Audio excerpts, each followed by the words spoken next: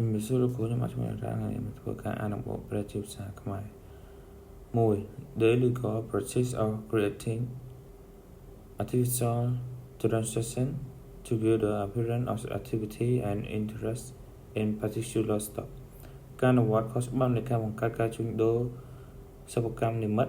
ដើម្បីផ្ដល់នូវរូបរាងនៃសកម្មភាពនិងអត្រាការប្រាក់នៅក្នុងពាក្យហ៊ុនជាក់លាក់ណាមួយ 2. A recess stock in non-cyclical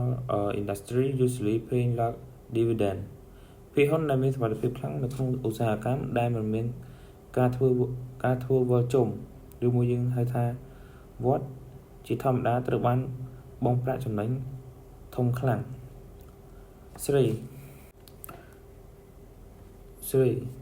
A prolonged period in which investment price rise faster than the historical average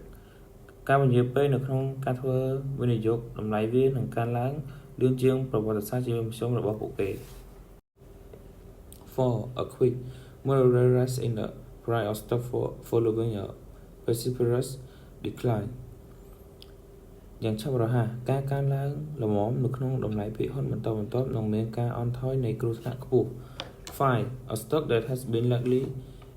ignored by research analysts because it is small or in and out of flavor sector ពាក្យហ៊ុនដែលត្រូវបានគេមិនអើពើយ៉ាងខ្លាំងដោយអ្នកវិភាគស្រាវជ្រាវពីព្រោះវាមានទំហំតូច